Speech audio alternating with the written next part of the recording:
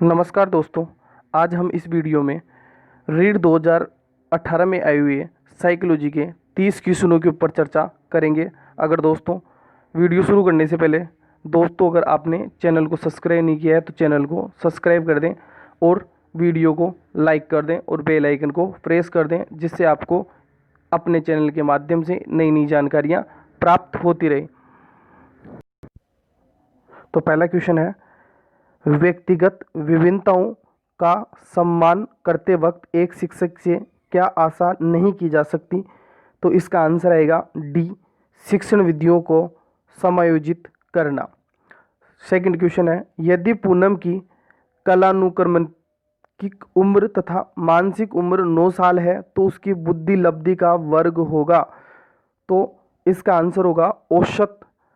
तीसरा क्वेश्चन है, निम्न में से कौन से स्वलीनता के लक्षण है? तो इसका आंसर होगा कमजोर संप्रेषण। चौथा क्वेश्चन है, मात्रात्मक व्यक्तिगत समता रूपी प्रक्रिया को कहा जाता है?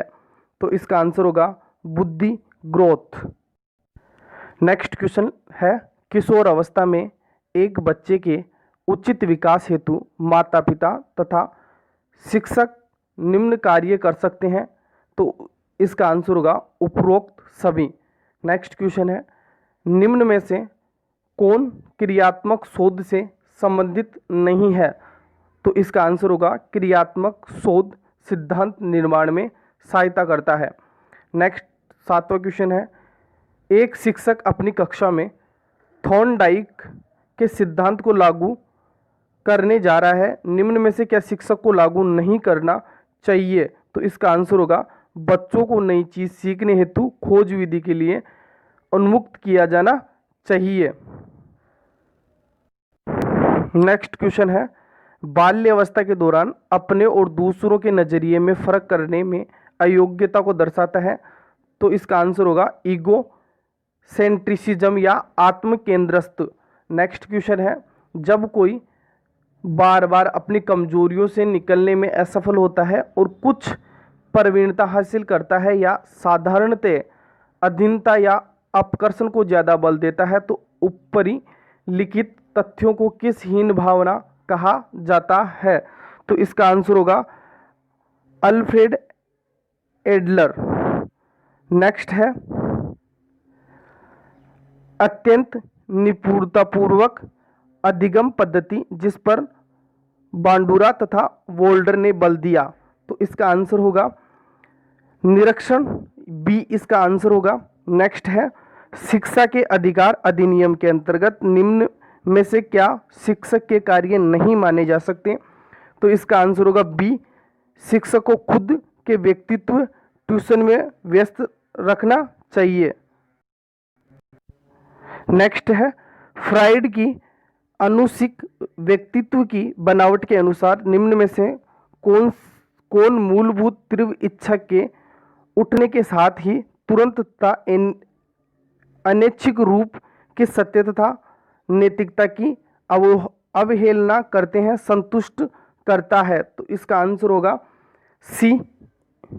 नेक्स्ट है, निम्न में से किस तकनीक के अंतर्गत एक बच्चा किसी चीज को हासिल करता है जिसके बाद में वे इच्छुक चीजें कार्य या लाभ में बदल सकता है? तो इसका आंसर होगा ए। नेक्स्ट है, समायोजन प्रक्रिया के दौरान विद्यार्थीगण बहुत से विरोधाभासी परिस्थितियों से गुजरते हैं। उदाहरण स्वरूप एक विद्यार्थी शिक्षक के सामने अपनी गतिविधियों को स्वीकार करना चाहता है पर इसके साथ ही वह शिक्षक द्वारा दंडित होने से भी डरता है। निम्न में से किसके सापेक्ष में इसे अच्छी तरह से समझाया गया है? तो इसका आंसर होगा सी। नेक्स्ट है, एक 5 वर्ष के बच्चे में दूसरों के प्रति प्रतिक्रिया तथा संप्रेषण में कमी है तथा असामान्य व्यवहार को बारंबार करता है, तो इस तरह के लक्षण किस चीज का प्रतीक है? तो इसका आंसर होगा सी। नेक्स्ट है, किशोर अवस्था की ऐसी आदत जिससे में खुद को भूखे रखने की प्रवृत्ति होती है तथा यह ज्यादा बालिकाओं में पाया जाता है, ऐसी अवस्था को कहते हैं? तो इसका आंसर होगा ए।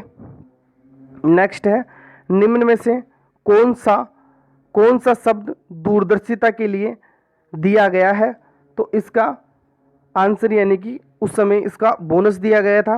नेक्स्ट है सीखने का व्यवहारिक सिद्धांत दिया गया है, तो इसका भी उस समय बोनस दिया गया था।